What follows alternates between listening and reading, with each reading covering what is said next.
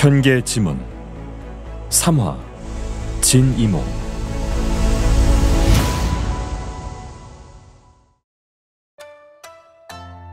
성목 일행은 성 2개를 지나 장장 한 달여 만에 마침내 풍성에 도착했다. 마차는 그대로 성문을 지나 성의 서북쪽으로 이동했고 성목은 마차의 창가에 앉아 거리를 구경하기 바빴다. 성목은 어려서부터 어촌에서 자라 집에서 멀리 떠나본 경험이 없었다. 이전에 가봤던 가장 큰 도시는 기껏해야 근처의 현성 정도를 꼽을 만했다. 풍성은 과연 천주의 가장 큰 성이라는 말에 어울리게 거리는 왁자지껄하며 떠들썩했고 높고 큰 건물들이 줄지어 서 있었다. 하지만 성목은 조금의 동요도 없이 아주 차분했다. 일행은 속도를 늦춰 반 시즌을 더 이동했고 곧 허름한 저택 앞에 멈췄다. 마차에서 내리자마자 성목의 시야에 들어온 건 대문에 걸린 흰색 천이었다. 순간 안색이 굳은 성목은 집사 금성과 함께 천천히 저택에 들어섰다. 하얗게 꾸며진 장례식장엔 소복을 입은 여인과 10살 정도 돼 보이는 소녀가 함께 있었다. 여인의 나이는 20대 후반 정도로 보였고 외모는 단아했다. 곧 성목을 발견한 여인이 말했다. 늦었구나. 네 아버지는 이미 며칠 전에 돌아가셨단다. 네가 아버지에 대해 어떻게 생각하고 있는지는 모르겠지만 어찌됐던 자식이니 명복을 빌어드리고 오렴. 다른 일은 돌아와 다시 얘기하자꾸나. 여인의 곁에 있던 소녀는 울어서 발갛게 부은 눈에 호기심 어린 빛을 일렁이며 성목을 쳐다보았다. 이내 성목은 방 중앙에 있는 검은색 목관을 보고 심경이 복잡해졌다. 여인도 성목을 재촉하지 않았고 금성은 그 틈에 여인의 앞으로 다가가 낮은 목소리로 몇 마디 이야기를 건넨 뒤 조용히 밖으로 나갔다. 잠시 후 성목은 목관 앞으로 천천히 걸어가 차분하게 말했다. 관뚜껑을 열어주십시오. 아버지 마지막 모습을 보고 싶습니다. 그래, 그리 하려무나. 곧 여인이 박수를 치자 양쪽에서 두 사내가 나타나 관뚜껑을 열어줬다. 성목은 고개를 숙여 목관에 누워있는 자신과 똑 닮은 사내를 마주했다. 일순 낯빛이 창백해진 성목이 잠시 후 허리춤에서 평범해 보이는 거울을 꺼내 아버지의 시신 곁에 내려놓았다. 그건... 여인이 눈썹을 찡그렸다. 저는 아버지가 어떤 사정이 있어 우리 모자를 버린 채 돌아오지 않았는지 모릅니다. 하지만 어머니는 평생 아버지를 기다리셨습니다. 그리곤 임종 직전에 이 거울이 아버지와 함께 묻히길 바란다고 하셨습니다.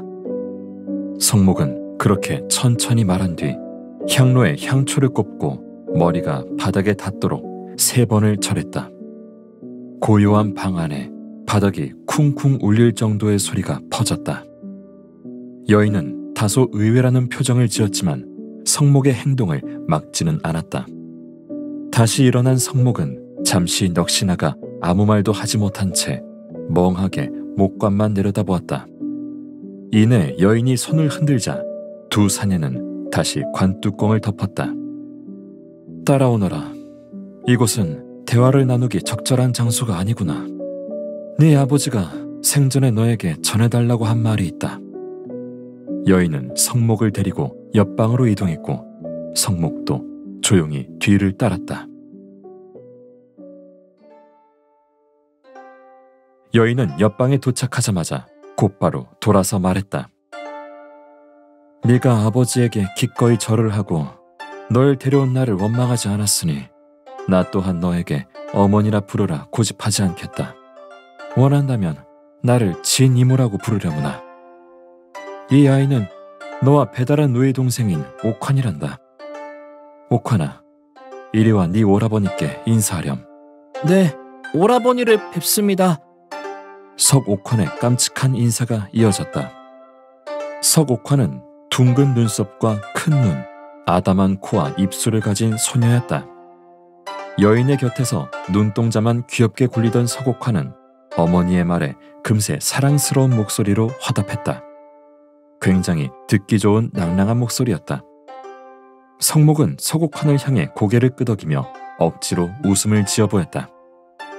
네 아버지는 비록 대릴 사위로서 금씨 가문에 들어온 건 맞지만 생전에도 성박 사유지를 포함한 많은 재산을 가지고 있었다.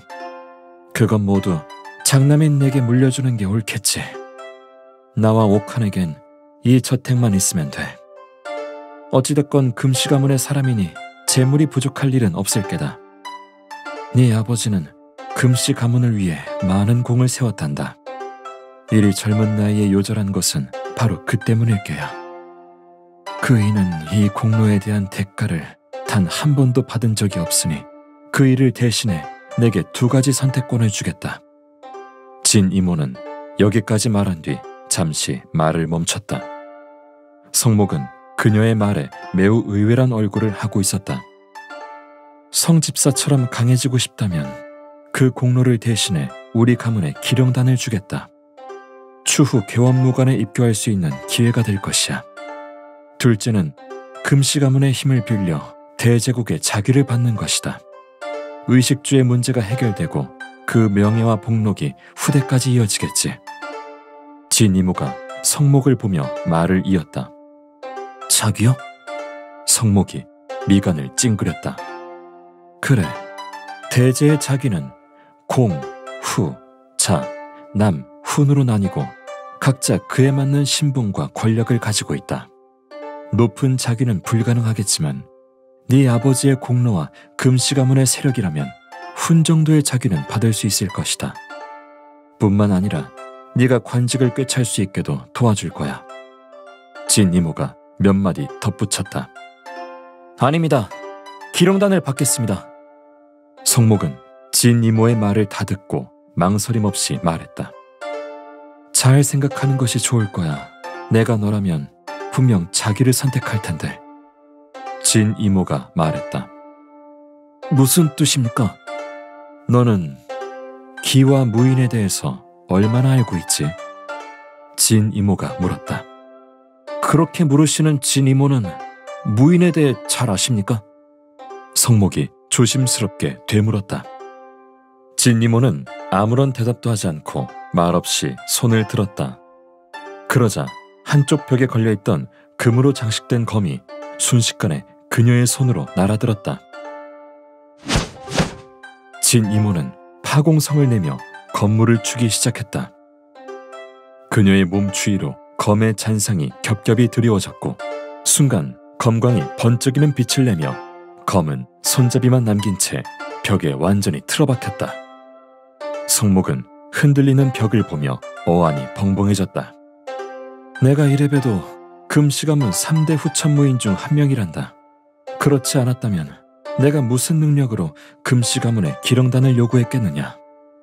기령단의 가치는 만금의 버금과 돈을 내고도 살 수 없는 귀한 물건이다. 아무리 네 아버지가 생전에 어마어마한 공로를 쌓았다 하더라도 금씨 가문의 일부는 분명 진귀한 단약을 내게 주는 것에 불만을 가지겠지. 하여 내가 2번째 선택지를 권하는 이유이기도 하다. 내가 한동안 널 그들로부터 보호해줄 수는 있겠지만 평생을 보호해주진 못할 테니 어떠한 어려움이 따르더라도 전 반드시 진정한 무인이 될 것입니다. 성목은 망설임 없이 대답했다. 그렇게까지 얘기하니 나도 더 이상은 권하지 않으마. 그럼 무인의 경지를 어떻게 구분하는지는 알고 있느냐? 진 이모가 한숨을 쉬며 물었다. 무인은 쉬체, 정식무인, 호국무인으로 나뉜다고 알고 있습니다. 호국무인이 된다면 왕후 대신과도 어깨를 나란히 할 수 있다죠? 성목이 말했다. 그래, 마을의 무관에서 들은 것이겠지. 그 말도 틀린 것은 아니다. 마을 무관의 사부 중 가장 높은 경지에 오른 사람이라고 해봐야 후천의 경지에 갓 올랐을 테니 제대로 된 구분법을 가르치는 것은 불가능했겠지. 진 이모는 그럴 줄 알았다는 얼굴로 말했다. 진 이모의 가르침을 원합니다. 쉬체, 정식무인과 호국무인은 일반인이 부르는 명칭이란다. 동주 대륙에서는 쉬체를 수련자, 정식무인은 후천무인, 호국무인은 선천무인이라 불러. 수련자 단계면 누구나 쉬체지수를 훈련할 수 있지만 근골이 약한 사람이라면 평생을 노력해도 대성하지 못한단다. 후천무인은 기를 느끼고 진기를 단련하는 진정한 무인이야. 후천무인이 진기를 운용한다면 무장한 병사 100명을 대적할 수 있지. 보통 사람이 보기엔 진정한 무인으로 보일 거야.